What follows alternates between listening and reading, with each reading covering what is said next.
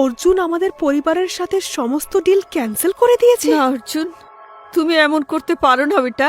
না না মিস্টার কাপুর, আপনি চিন্তা ভাবনা না করে এত বড় সিদ্ধান্ত নিতে পারেন না। প্লিজ এমনটা করবেন না, আমরা শেষ হয়ে যাব। মিস্টার কাপুর, বিজনেস এভাবে চলে না। আপনি এত তাড়াতাড়ি এত বড় সিদ্ধান্ত নিতে পারেন না। সেই ডিল আর এর জন্য আমি অনেক পরিশ্রম করেছি। তুমি নিজের ভাইয়ের সাথে এমন কি করে করতে পারো? আজ যদি পূজা হতো তো ওকে কত খারাপ লাগতো না?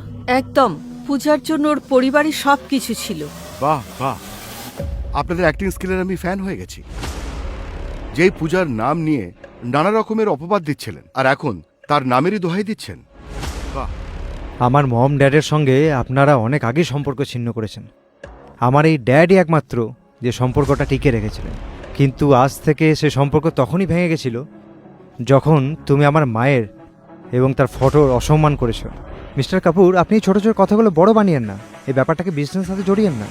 আপনার একটা কলে আমাদের সমস্ত ডিল ক্যান্সেল হতে পারে। এটা কি করে? কাপুর গ্রুপের তো আরও শেয়ার হোল্ডার আছে। তুমি একাই সিদ্ধান্ত কিভাবে নিতে পারো?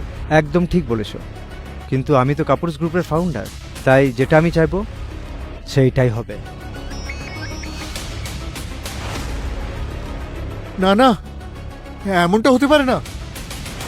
এক ধাক্কায় আমাদের 100 কোটি লোকসান। না। ড্যাড, কি হয়েছে? বাবা, কি হয়েছে? কিছু বলছো না কেন? কাপুর গ্রুপস আমাদের সাথে সব ডিল ক্যান্সেল করে দিয়েছে, আর অন্য 3টে কোম্পানিও আমাদের সাথে সব ডিলস ক্যান্সেল করে দিয়েছে। আমাদের অনেক বড় ক্ষতি হয়ে গেছে। জানি না কিভাবে এই লোকসান সহ্য করব।